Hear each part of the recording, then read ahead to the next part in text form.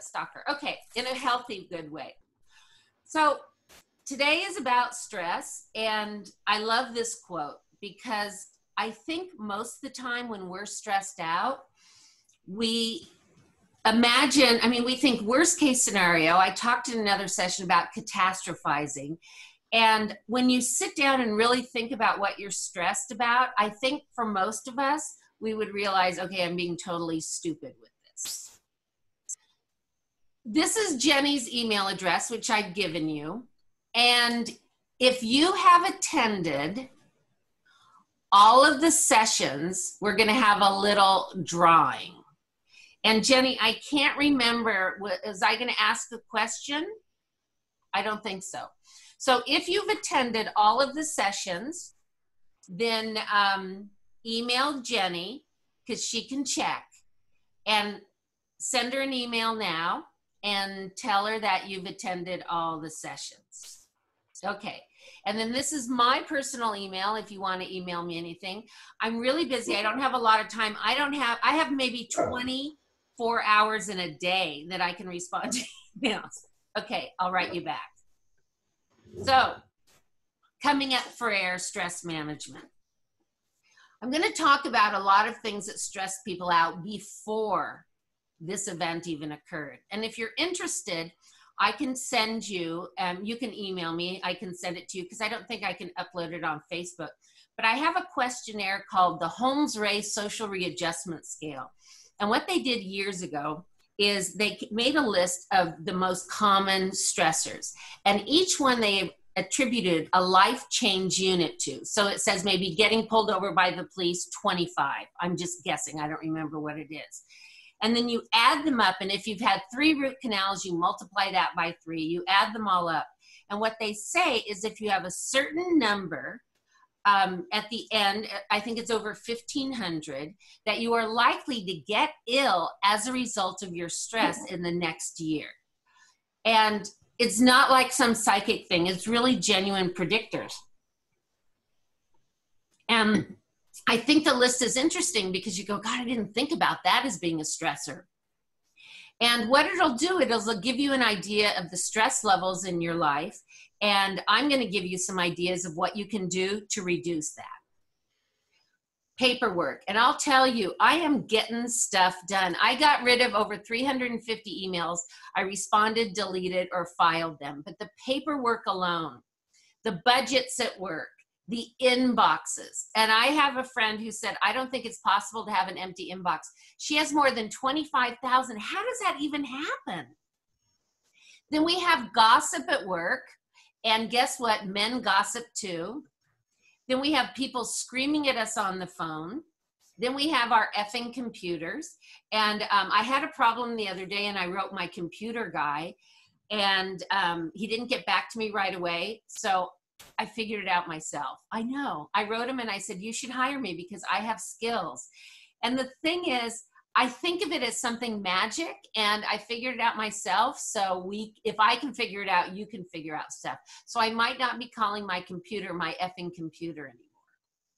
Layoffs, massive to-do lists, our health, getting pulled over, nagging, dental work, broken hearts, kids. Now this makes me laugh, but if I had kids this age, I probably wouldn't laugh.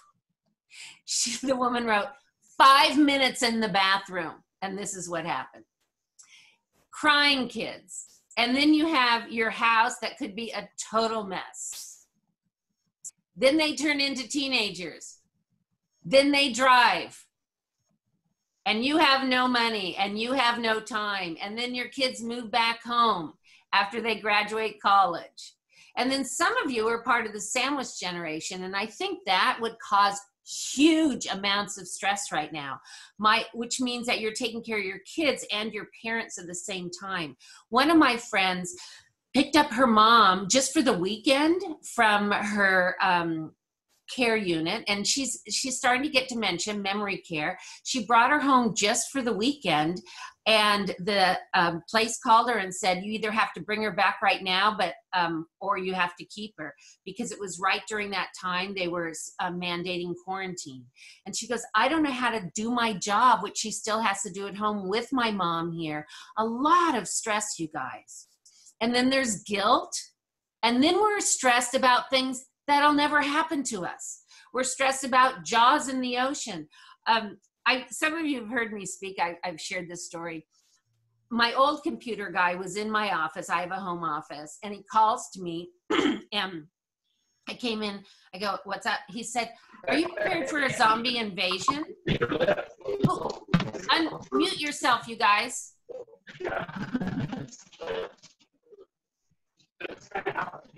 I don't know if I can mute you all. Let me see.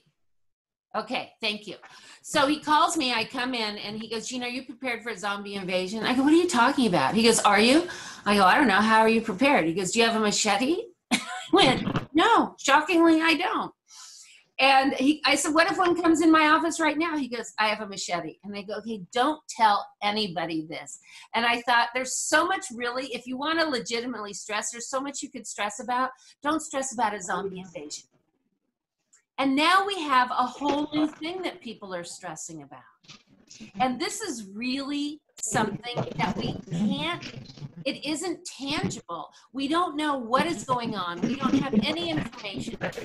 Okay, you guys, there's a lot of noise and I can't figure out who. It's the zombies, Jean. Exactly. Okay. Okay. So now we have this and we don't have a plan. We don't know when this is going to end or how long. And I understand people can be stressed. So then we're talking about, okay. Let me see. Manage. There's an option to. Oh, mute all. Hold on, I'm going to mute it. I did it. I'm getting pretty darn good at this. So I need to have a few more classes. So then we're talking about the stress we used to have, which some of you have not let go of. And then we have the stress now. So if you are that person, there is a lot going on. So this is what stress is. Stress occurs when the pressure is greater than the resources to deal with the stressor. So what we need to do, and we talked about this last session, is we need to build up our resources. We need to build up our sources of significance. Let's say that you're a 19-year-old unwed mother, and your partner is nowhere in the picture, and you have no support financially, your family isn't around, you don't have a lot of friends. Look at that level of stress.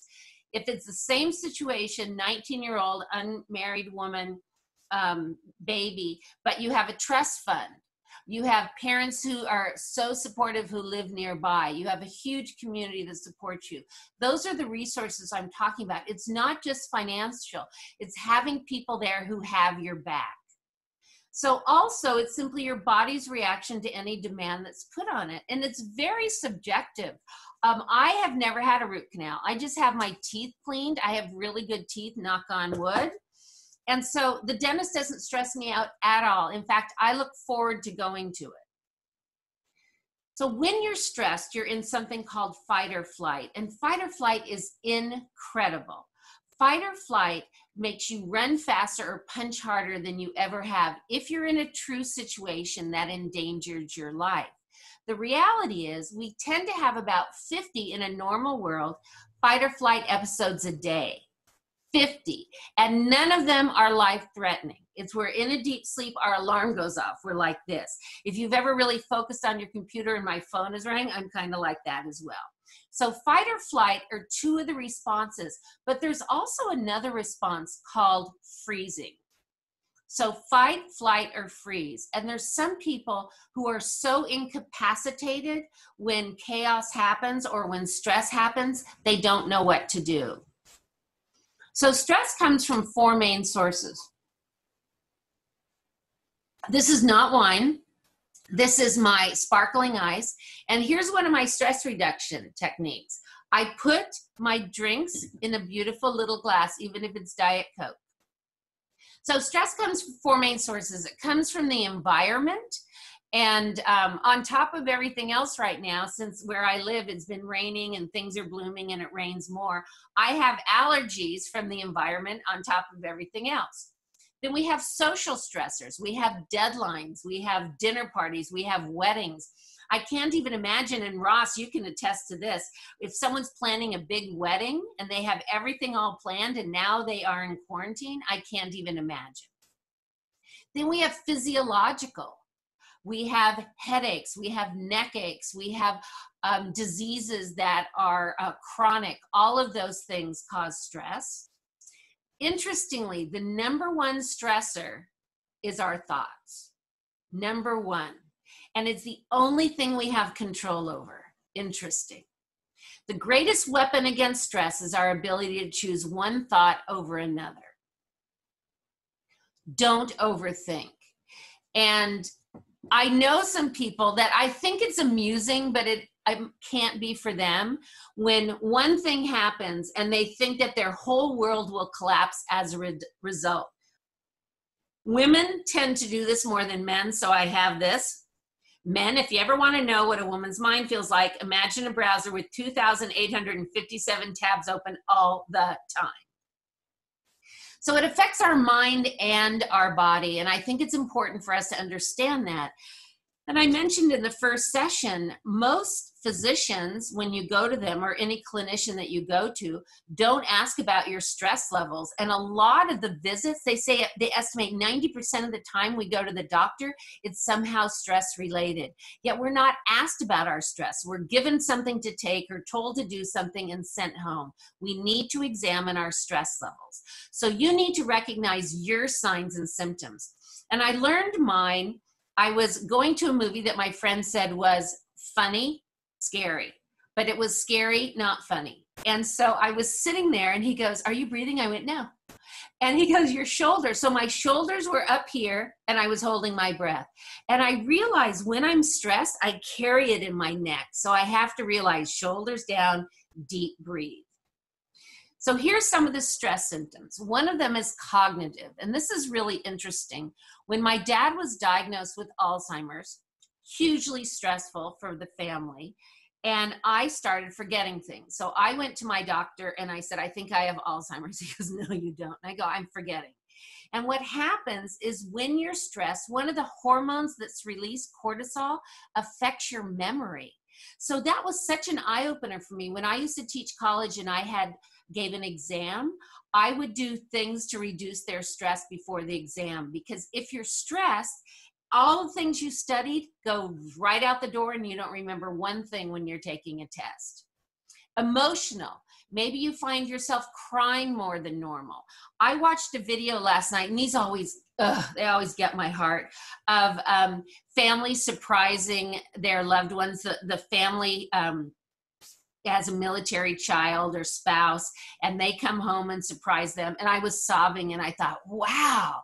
I mean, it was sweet, but I was sobbing, ugly tears, very emotional. Behavioral. A lot of people have been saying that it's like the freshman 15, but it's happening each week when people are stuck at home. So notice what you're doing more than normal. And I'm talking about the negative behavioral things that you do.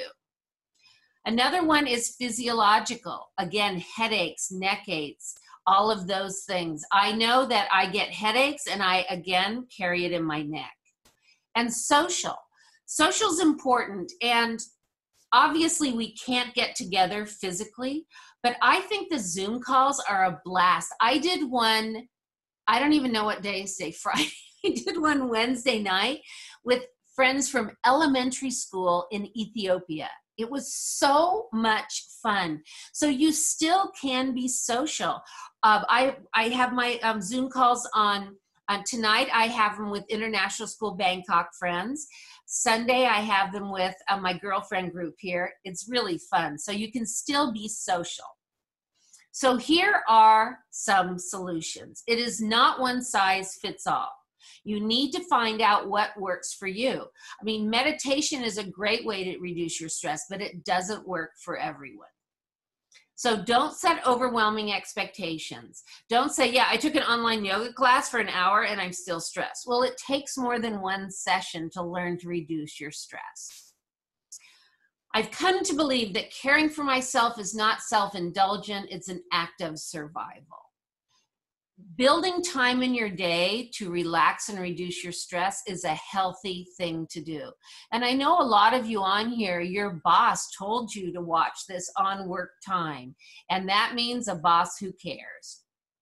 You know, when you're on a plane and the oxygen mask comes down, you put it on yourself first. You are not going to be able to save everybody unless you save yourself. And this is absolutely true now as well. We talked about this, I think, in session 2, and one of the best things you can do, go to my Happy People Win Facebook page, and I put some instructions on diaphragmatic breathing. And this is something I did last night. I had the monkey brain, so many thoughts going through my head, and I thought, I need to fall asleep. So I was deep diaphragmatic breathing, and I fell asleep. It really is amazing. We talked about this one too, but I wanted to remind you that developing an attitude of gratitude will reduce your stress. Stop complaining. Stop. And I noticed that I have a neighborhood thing I'm on, and a lot of people are complaining now more than they ever have. I think they have free time on their hands. So I want to tell you an amazing thing that I made up myself. So I was flying home from New York, and the time change and everything. I had done a gig out there. I'm flying home, get home late, midnight-ish, drive home, exhausted, pull in my driveway, bang. I get out, and I had hired a guy to make a patio for me. And he left his truck, he took his truck, but he left the trailer and the pointy thing that hooks up to his truck in my driveway. Went right through my car. And I was backing in, it went right through my trunk. So I pull up and it pulls out a hole like this. Ugh. Get in the house, have to go to sleep because I have a meeting first thing in the morning. Get out the next morning and I say, oh, I forgot about my car. I have to open my trunk for something and the trunk won't close again because there's a hole this big. So I get in my car, I'm driving up to San Luis Obispo. Every person on the road who never cares honking at me, pointing. Yeah, I know there's a big hole. And I know that my trunk is bouncing up and down every single time. So I was going, oh my God. So I started dialing people randomly on my phone thing in the car. And my friend Jessica answered. And she's a DJ. I said, how are you answering? And she said, I had put a song on. You have 3 minutes. So I said, okay, I just made up this game. Want to play? She goes, yeah. I said, it's called the Wah Wah game. So I'm going to tell you why I'm being a big old baby, and you're going to follow up with wah wah and tell me why I'm being a baby. Now, since I love profanity because it reduces your stress, I added stress. Profanity is good. I'm just telling you the research. I added shut the F up after the wah wah. So she goes, I love this game. So I said, okay, I get home really late. I'm exhausted. I flew in from New York. She goes, wah wah. I go, what? She said, how long were you in New York? I said, like a week. She goes, how long did you speak? Like 45 minutes.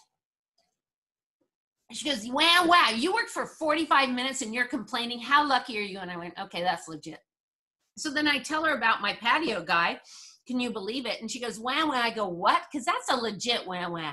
And she said, you know how most people build their patios? They do it themselves. They don't have a patio guy, wah, wah. And I went, oh, really? I didn't even know you could do it yourself. And then we started laughing. And she goes, let's play more. I go, no, I'm done. And this is my favorite thing. So I know I'm being a big baby. I can wah, wah myself. And sometimes you want to wah, wah just in your head because the other person does not appreciate your feedback that they're being a big baby. But I'll tell you, in the scheme of things, you guys, we have very little to complain about. Quiet time, whatever works for you, meditation, prayer. This is something that I do every morning. I throw birdseed out on my patio. And look at how many birds come. And I'm a little nervous because I only have one more giant bag, so I'm going to have to do a Costco run, risking my life for my birds. And the sound just makes me so happy. It's my quiet time. Commit conscious acts of kindness. So this is really thinking about it. It isn't holding the door open for someone and not thinking, just doing it automatically. It's very clearly thinking, how can I be kind today? 5 things a day. Now, there are people who, when we are out in the real world, who say, I can't think of 5 things in a day. Yes, you can. Once you start noticing things around you and practicing mindfulness, you will easily find 5 ways to make other people happy. The fragrance always remains on the hand that gives the rose. I always feel way better myself than the other person probably felt when I did something. Music therapy. And this has been something always that I've turned to, that I listen to certain songs and I just get pumped up. And research shows so much that it'll be helpful. Reduces pulse and heart rate, blood pressure. It reduces your stress hormones. So many benefits. So I have a couple of videos to show you.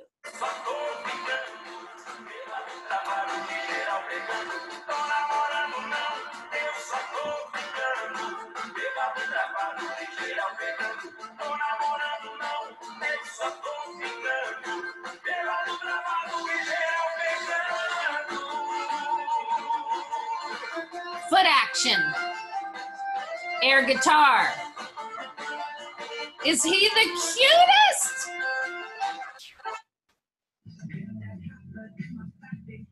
This guy is 97.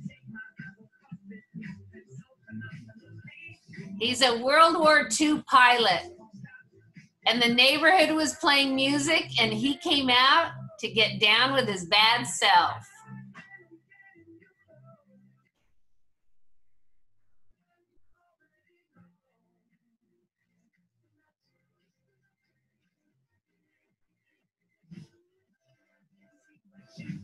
Oh my God. I think the idea, if you live close to each other, of having a neighborhood dance party is an awesome idea. Set limits. Learn to say no. And I think this is an ideal time, if you're not good at it, to say it now, because now we have good excuses. Be assertive. So say yes to the person, no to the request. A lot of people won't say no because they think, what if they don't like me? What if they get mad? So this is how I do it. I love you, no. To let people know it isn't about you. I do not want to do that. Enjoy nature. And that's one thing that hasn't been taken away from us, to get outside and walk around. Interestingly, though, my sister told me that in San Diego, her boys live in San Diego, that it's $1,000 fine to be on the beach. $1,000. So be careful before you're too much in nature.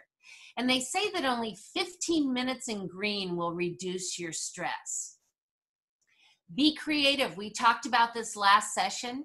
And when you're creative, you're in a psychological state called flow, and you will not be stressed. Establish priorities. What is most important to you? And I'm thinking for most of us, it's our health and our families right now. Prioritize. I think we discuss physical health, and that has been the main thing on all the news reports I've read, is about our physical health, but we cannot forget our mental health right now, because that is a big danger as well. We need to take care of ourselves. Laugh. I told you when we were meeting with UC Davis Alzheimer's Center that they said you're going to be okay because of your sense of humor. And I'll tell you, laughter has gotten me through so many situations in life. I'm lucky my family has the gift of, when things go crazy, we find things to laugh about. So think about how you would react to this. You have a 3-year-old, either your kid, you're babysitting, something. You have to go to the store. Kid comes out. You need to get dressed. I don't have any clothes. Yes, you do. I know they're in your bottom drawer. I don't have any underwear. Then go in the laundry room and get your underwear. We are leaving in 5 minutes. Get dressed. And he comes out. He did find underwear. So are you going to have a total meltdown, or are you going to say, perfect, put on some shoes, we're going to Target? Because for me, seeing this kid walk around Target would be best day ever. So think about, this is a choice you have, total meltdown or go with the flow.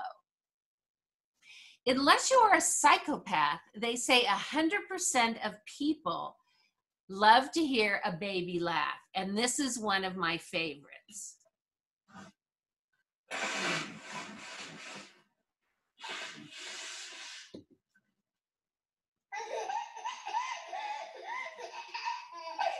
She's blowing her nose.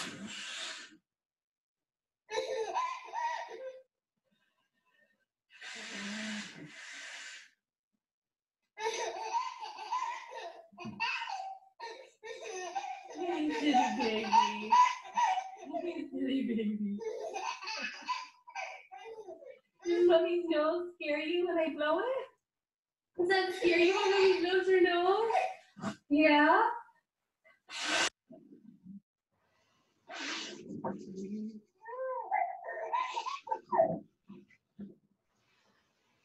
Ah, so darling. Smile. Now, what's interesting about smiling is research shows even if you walk around like this, endorphins will be released and you will feel happier. So even a fake smile will make you feel happier. Why are you smiling? I just like to smile. Smiling's my favorite. Smiling's my favorite. Now, I was debating taking this out because it has infectious in there, but guess what? When you start smiling, other people start smiling too. Eat well. I doubt that most people are eating well these days. And I do have friends who post pictures of their fabulous healthy meals they made. I question that. And someone said, how many ingredients does it take for you to make your dinner? And I said, pretty much cereal, milk, bowl, and spoon. I am not doing this right now. I'm not eating bad, but I'm not like getting all these vegetables. I haven't gone to the store. I've gone to the store once in the last month. This made me laugh. I'm not sure how many cookies it takes to be happy, but so far it's not 27. 40% of stressed people overeat or eat unhealthy foods. 40%. Don't be mad at me, but when you're stressed and you intake too much caffeine, it exacerbates the stress response. And even if you're not stressed, it can mimic the stress response. And what research shows is that when they say you do look up how much caffeine is in a cup of coffee, and your cup of coffee is this big, they're talking about it's 1 cup. It's a small little styrofoam cup is 1 cup. So you have to multiply it by 3, 4, or 5 to see how much caffeine you're ingesting. Alcohol, sorry. And sugar, sorry. And someone said to me, I think those are the 3 major food groups. Actually, they're not. But be careful, because when you're stressed, this will make it worse. Get enough sleep. I am sleeping really well these days. 8 hours a night, you guys. And a nap to throw in with it is not a bad idea either. Make your bedroom conducive to sleeping. Make sure you're not too hot or cold, that there isn't a lot of crap on your bed, that I have a fan so I have circulating air, really comfortable. Maintain a support system. Now more than ever, you need to have friends who have your back. And I love that in my community, we are really helping the people who are solo and who are older and don't have a support system. And find people in your neighborhood if that's the situation and help them out. Who's your dream team? And I think I've mentioned this probably every session, but I love that we're doing Zoom calls with friends of mine that I haven't talked to with a face associated with in years. And they are my dream team. And I love now that I write someone and say, do you want to Zoom later today? Yes. 10 minutes of walking can boost your energy levels up.